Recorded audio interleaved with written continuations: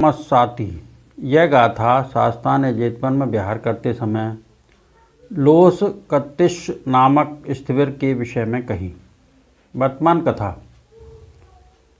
यह लोस कत्तिश नामक स्थविर कौन था? कौशल राष्ट्र में एक स्वकीय कुलनाशक अलाभी, जिसे कुछ भी न मिले, धीवर पुत्र भिक्षु पूर्व जन्म स्थान से च्युत हो वह कौशल राष्ट्र स्थित में सहस्र घरों वाले धीवर ग्रामस्थ एक धीवर स्त्री की कुक्षी में आया। गर्भस्थ होने के दिन वह सहस्र कुल जाल हाथ में लेकर मछली ढूंढने गए, पर उन सहस्र कुलों को नदी सरोवर में एक भी मछली नहीं प्राप्त हुई। उस समय से उन धीर वरों की अवनति ही होती रही। उसके गर्भ प्रवेश काल पश्चात गांव 7 बार अग्निदग्ध, 7 बार राजा दंडित हुआ। इस प्रकार क्रमशः दुर्गति को प्राप्त हो गया।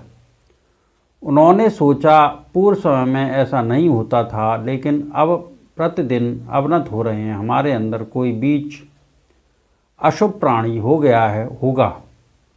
हम 2 वर्गों में बट जाएं। 500 कुल व पृथक हो गए।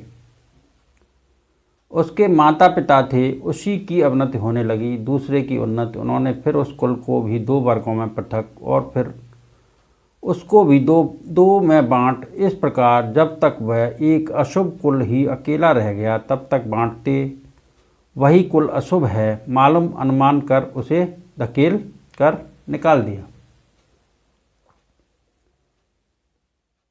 अति संकटों में दिन व्यतीत करते हुए गर्भ परिपक्व होने पर वह एक स्थान पर प्रसव किया। अंतिम शरीरधारी व्यक्ति को नष्ट नहीं किया जा सकता। उसके हृदय में अरहत्व का उपनिश्चय कारण उसी प्रकार प्रकाशित रहता है जैसे घड़े में दीमक। वह उस बालक को पाल उसके भाग दौड़ कर चल सकने के समय उसके हाथ में एक खोपड़ी दे। पुत्र एक घर में प्रवेश कर कह उसके एक घर में प्रवेश करने पर स्वयं भाग गई। वह उस दिन से वहाँ अकेला ही भीख मांग एक स्थान पर पड़ा रहता, न नहाता न शरीर साफ करता, धूल पिशाच की भांति बड़ी कठिनाई से जीवन बिताता। क्रमशः 7 वर्ष का होने पर वह एक गृह द्वार के उखल धोवन फेंके जाने वाले स्थान पर पड़े हुए चावल के दाने एक एक चुपकर कौवे सदृश खा रहा था। श्रावस्ती में भिक्षाचार करते समय धर्मसेना पर सारपुत्र ने उसे देख, इस प्राणी की दशा अत्यंत करुणाजनक है। यह किस गांव का रहने वाला है? सोच उसके प्रति मैत्री भाव की वृद्धि कर उसे बुलाया। अरे आ, वह जा। स्थविर को प्रणाम कर खड़ा हो गया। स्थविर ने उससे पूछा, तू किस गांव का रहने वाला है? तेरे माता पिता कहाँ हैं? बनते में प्रत्यय आवश्यक वस्तु रहे तू। मेरे माता पिता हम इसके कारण कष्ट पाते हैं, सोच मुझे छोड़ भाग गए। तू प्रवज्जित होगा। बनते में प्रवज्जित तो हो जाऊं, लेकिन मुझ दरिद्र कृपण को कौन प्रवज्जित करेगा? मैं प्रवज्जित करूंगा। अच्छा तो प्रवज्जित कर लें। स्थविर ने उसे खाद्य भोज दे, विहार ले जा, अपने ही हाथ से नहला, प्रवज्जित कर। वर्ष संपूर्ण होने पर उपसंपन्न किया। बुद्ध होने पर वह लोस कत्तिश स्थविर कहलाया। अपुण्यमान तथा अल्पलाभी हुआ। असाधारण दान में भी उसे पेट भर खाने को न मिला, उतना ही मिला जितना जीवित रहने के लिए पर्याप्त हो। उसके पात्र में एक कड़छी यवागु डालने पर पात्र पूर्णतः भरा प्रतीत होता। मनुष्य इसका पात्र भर गया। सोच उससे आगे बढ़कर यवागु बांटते। उसके पात्र में यवागु डालने के समय मनुष्यों के ही पात्र से यवागु अंतर्ध्यान हो जाता, ऐसा भी कहा जाता है। खाद्यादि के संबंध में भी ऐसा ही होता। आगे चलकर विपश्यना भावना योग की वृद्धि कर अरहंत नामक अग्रफल में प्रतिष्ठित होकर भी वह अल्पलाभी ही रहा। इस प्रकार क्रमशः उसकी आयु संस्कार विनष्ट होने पर उसका परिनिर्वाण दिवस क्षीणाश्रव की समाप्ति को परिनिवृत्त होना कहा जाता है। भी आ गया। धर्म सेनापति ने ध्यान करते हुए उसके परिनिर्वाण भाव का ज्ञान कर यह लोस कत्तिश स्थिविर आज परिनिर्वाण प्राप्त होंगे, इन्हें आज यथावश्यकता भोजन देना चाहिए सोच उसे साथ लेकर पिंडपात हेतु श्रावस्ती में प्रवेश किया। उस लोश कत्तिश स्थिविर संग होने के कारण इतने अधिक मनुष्यों को भोजन संकुल श्रावस्ती में स्थिविर को किसी ने हाथ पसार कर प्रणाम तक न किया। स्थिविर ने उसे आयुष्मान जाकर आसनशाला में बैठे कह भेज दिया। उसके पश्चात आए हुए मनुष्य आर्य आए हैं बैठा कर खिलाएं। स्थिविर ने इसे लोशक को दो के अपने लिए प्राप्त आहार भेजा। ले जाने वाले जन लोशक स्थिविर को भूल उस आहार को स्वयं ही खा गए। स्थिविर ने उठकर बिहार जाते समय लोस कतिश स्थिविर ने जाकर उनकी वंदना की। स्थिविर ने रुककर खड़े ही खड़े आयुष्मान तुम्हें भोजन मिला, पूछा बनते नहीं मिला। स्थिविर ने संवेग प्राप्त हो समय की ओर देखा, भोजन करने का समय बीत चुका था। स्थिविर आयुष्मान यहीं बैठे। यह लोशक स्थिविर को आसनशाला में बिठा स्वयं कौशल नरेश के घर गए। राजा ने स्थिविर का पात्र लिवा, भोजन का असमय देख पात्र को 4 मधुर पदार्थों से भरवा स्थिविर को दिलवाया। उसे ले जाकर आयुष्मान तिस आयो, इन 4 मधुरों का भोजन करो कह पात्र को अपने ही हाथ में लिए स्थिविर खड़े रहें। लोशक स्थिविर के गौरव से लज्जावश नहीं खाते थे। स्थिविर ने आयुष्मान तिस आओ, मैं इस पात्र को लेकर खड़ा हूँ, तुम बैठकर भोजन करो। यदि मैंने इस पात्र को हाथ से छोड़ दिया तो कदाचित इसमें कुछ भी न रहे। आयुष्मान लोस कत्तिश स्थिविर ने अग्रेश्वर धर्म सेनापति के हाथ में पात्र लिए खड़े रहते 4 प्रकार के माधुर्य घी, शक्कर, राव और मधु से पूर्ण भोजन किया। स्थिविर के रिद्धि बल के बलात् वह भोजन समाप्त नहीं हुआ। उस समय लोस कत्तिश स्थिविर ने जितना चाहिए था उतना पेट भर भोजन किया। उसी दिन वह उपाधि रहित निर्वाण धातु को प्राप्त हुए। सम्यक संबुद्ध ने पास खड़े होकर शरीर की दाह क्रिया करवाई। शरीर धातु लेकर चैत्य बनाया गया। उस समय धर्म सभा में एकत्रित हुए भिक्षु आपस में आयुष्मानो लोस कत्तिश स्थिविर अपुण्यवान थे, अल्पलाभी थे। इस प्रकार अपुण्यवान अल्पलाभी ने किस प्रकार आधर्म अर्थ प्राप्त कर लिया, बैठे बैठे कहने लगे।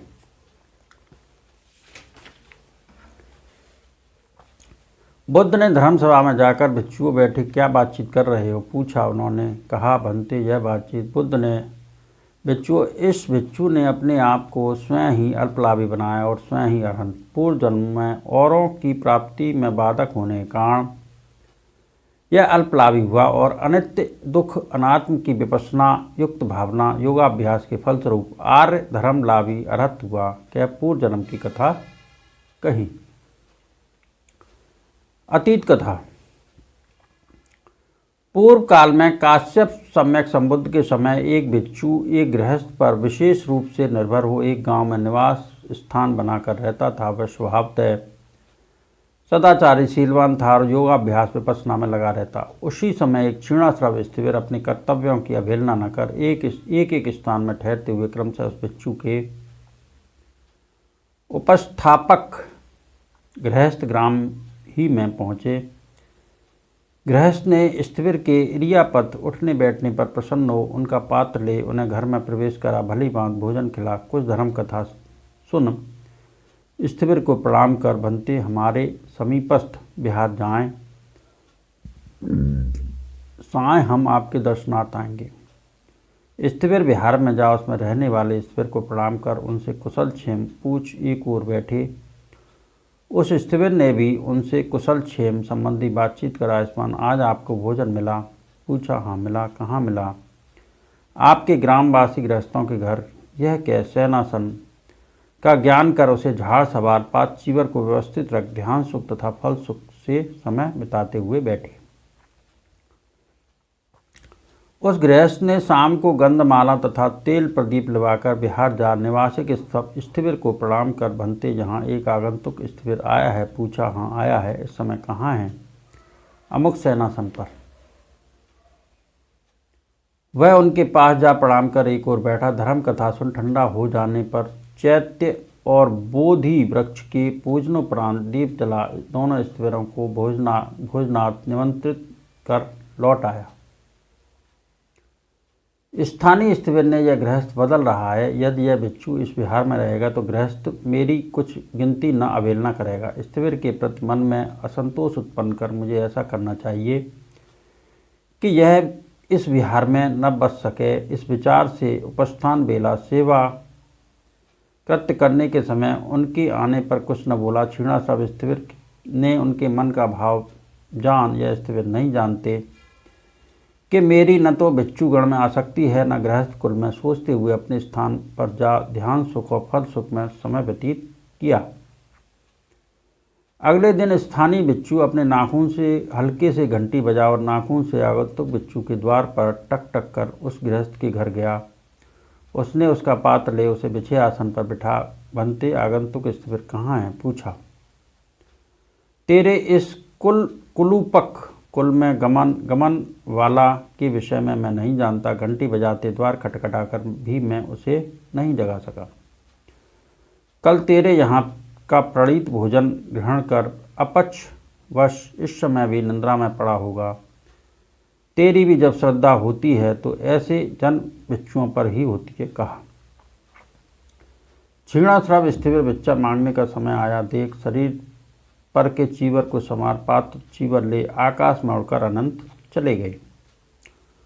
उस गृहस्थ ने स्थानीय स्थिविर को घी मधु तथा शक्कर खीर मिली खीर पिला। पात्र पर सुगंधित चूर्ण लगाकर उसे पुनः भरकर बनते यह वह स्थिविर मार्ग चलने के कारण थके होंगे, यह उनके लिए ले जाएं कहकर दे दिया। दूसरे ने बिना अस्वीकार किए ले जाकर जाते हुए सोचा यदि वह बिच्छू यह खीर पाएगा तो गर्दन से पकड़कर निकालने पर भी न जाएगा। यदि मैं खीर को किसी को दूंगा तो मेरा यह कर्म प्रकट हो जाएगा। यदि पानी में उड़े लूँगा तो पानी के ऊपर घी तैरेगा। यदि भूमि पर फेंकूंगा तो काग इकट्ठे होने से मालूम हो जाएगा। इसे कहाँ फेंकूं सोचते हुए खेत में आग जलते देख अंगारों को हटाकर उसने खीर को वहाँ डाल उसे अंगारों से ढक बिहार को चला गया। बिहार पहुंचकर उस बिच्छू को न देख सोचने लगा निश्चय ही वह क्षीणाश्रव बिच्छू मेरा अभिप्राय जान अनंत गए होंगे।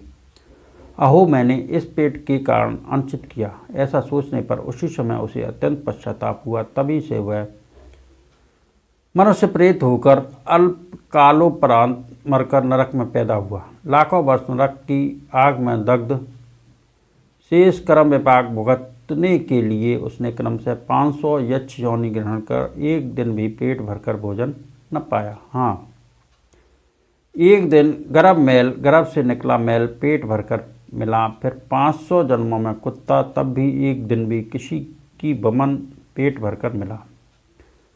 शेष समय में भी उसको कभी पेट भर भोजन खाने को न मिला। कुत्ते की योनि से च्युत होकर काशी राष्ट्र स्थित ग्राम में एक दरिद्र कुल में उत्पन्न हुआ। उसके उत्पन्न होने पर वह कुल अत्यंत दरिद्र हो गया। वहाँ उसे उदर पूर्ति हेतु माण भात का पसाया हुआ पानी भी नहीं मिला। उस समय उसका नाम मितविंदक था। माता पिता ने इस असह संतान दुख के कारण जा अशुभ दर्शन कर कह उसे मार कर निकाल दिया। वह अशरण हो घूमता हुआ वाराणसी पहुंचा। उस समय बोधसत्व वाराणसी में लोक प्रसिद्ध आचार्य होकर 500 शिष्यों को शिल्प की शिक्षा देते थे। तब वाराणसी निवासी दरिद्र छात्रों को छात्रवृत्ति देकर शिल्प सिखाते थे। यह मितविंदक भी बोधसत्व के पास निःशुल्क शिक्षा ग्रहण करने लगा, लेकिन वह कठोर स्वभाव का तथा उपदेश न मानने वाला था, जिस किसी को मार दिया करता था। बोधसत्व के उपदेश करने पर भी न मानता, उसके कारण बोधसत्व की आय अल्प हो गई। अन्य शिष्यों से कलह कर उपदेश न मान वहाँ से भाग वह घूमता घामता एक प्रत्यंत ग्राम सीमा के बाहर के ग्राम में पहुँच मजदूरी या नौकरी करके जीवन यापन करने लगा।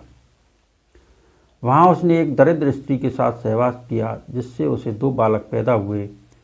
ग्रामवासियों ने तुम हमें शुभ अशुभ समाचार देते रहना कि मितविंदक को नौकरी दे ग्राम द्वार सीमा पर कुटिया में बसाया। उस मितविंदक के कारण उन प्रत्यंत ग्रामवासियों को 7 बार राजदंड देना पड़ा, 7 बार आग से दग्ध हुए और 7 बार तालाब टूट गया। उन्होंने सोचा इस मितविंदक के आने से पूर्व हमारा यह हाल नहीं था, लेकिन इसके आने के पश्चात हमारी अवनति हो रही है। उसे पीट कर निकाल दिया। वह अपने बच्चों को ले अनंत जाते हुए एक अमनुष्य परग्रहित वन पथ से होकर निकला। वहाँ अमनुष्यों यक्षाद ने उसकी स्त्री बच्चों को मारकर उसका मांस खा लिया। वहाँ से भागकर वह यत्र तत्र घूमता हुआ गंभीर नामक एक बंदरगाह में नौकाएं छूटने के दिन ही पहुँच और नौकर बनकर नौका पर चढ़ गया। नाव 7 दिन समुद्र में जाकर 7वें दिन कीलों से गाड़ स्थापित की सी रुक गई।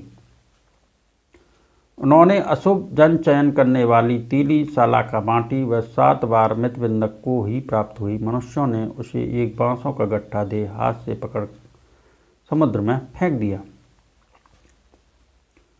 उसके फेंकते ही नाव चल पड़ी। मितविंदक ने काश्यप सम्यक समुद्र के समय सदाचार में जीवन व्यतीत करने के फलस्वरूप अब बांसों के गट्ठे पर समुद्र में लेटे तैरते जाते हुए एक स्फटिक विमान में 4 देव कन्याएं प्राप्त कर सप्ताह अवधि तक वह उनके पास सुख का अनुभव करता पड़ा रहा।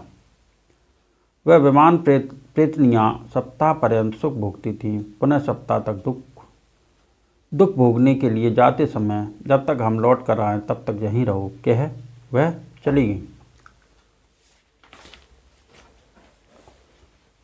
उसके जाने के बाद बांसों के गट्ठे पर लेटे जाते हुए मितविंदक को आगे जाने पर रजत विमान में 8 देव कन्याएं, उससे भी आगे जाने पर मणि विमान में 16, स्वर्ण विमान में 32 देव कन्याएं मिली। उनकी भी बात न मान आगे जाने पर उसने एक द्वीप में एक यक्ष नगर देखा। वहाँ एक यक्षिणी एक बकरी का रूप धर घूमती थी। मितविंदक ने यह जान के यह यक्षिणी है बकरी का मांस खाने के विचार से उसे पैर से पकड़ा। उसने अपने यक्ष बल से उसे उछाल कर फेंक दिया। उसका फेंका हुआ वह समुद्र तल को लांग वाराणसी के प्राकार 4 दीवारी पर एक कांटों के झाड़ पर गिर वहाँ से लुढ़कता हुआ भूमि पर पहुँचा। उस समय उस प्राकार 4 दीवारी पर चरती हुई राजा की बकरियों को चोर उठा ले जाते थे। बकरियों के रक्षक चोरों को पकड़ने के उद्देश्य से एकांत में छिपे रहते। मितविंदक ने भूमि पर उल्टा खड़ा होने पर बकरियों को देख सोचा मैंने समुद्र द्वीप में एक बकरी के पैर पकड़े, उसका फेंका हुआ यहाँ आकर गिरा। यदि अब मैं यहाँ एक बकरी के पैर पकड़ूंगा तो वह मुझे उस पार समुद्र में विमान देवताओं के पास फेंक देगी। सोच ऐसा असंगत विचार बना। उसने बकरी के पैर पकड़े।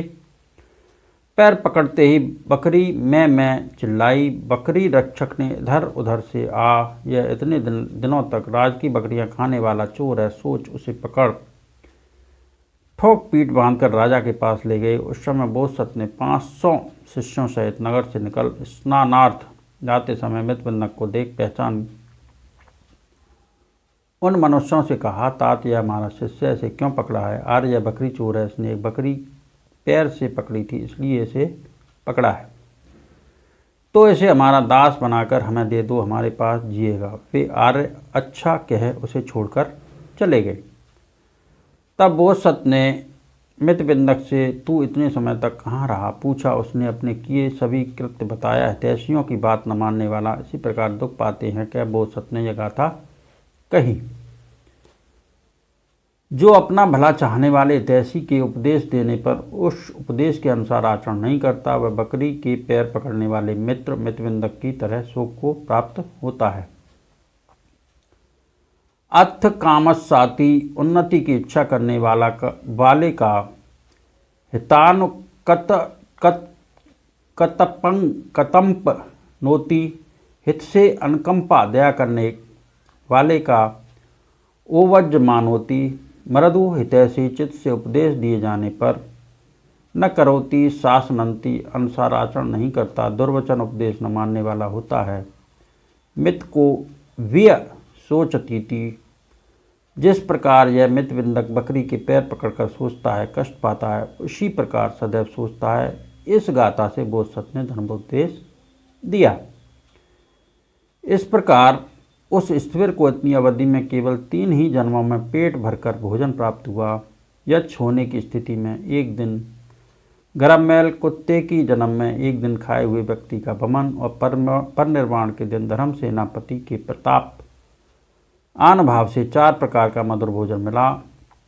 इस प्रकार जानना चाहिए कि दूसरे के लाभ मिलने की वस्तु में बाधा बनना बहुत ही बड़ा दोष है। उस समय वह आचार्य और मितविंदक दोनों अपने अपने कर्मानुसार परलोक गए। बुद्ध ने इस प्रकार इसने अपना अल्पलाभीपन और अर्हत प्राप्ति दोनों स्वयं ही की। कह इस धर्म देशना को उपस्थित और परिणाम संगठित कर जातक का तात्पर्य प्रस्तुत किया। उस समय का मितविंदक अब का लोसकत्तिस स्थित था। लोक प्रसिद्ध दिशा प्रमुख आचार्य तो मैं ही था, लोसक जातक। इन सत्य वचनों से सबका भला हो, सबका मंगल हो, सबका कल्याण हो, संसार के सारे प्राणी सुखी रहें, सुखी रहें, सुखी रहें। साधु साधु साधु।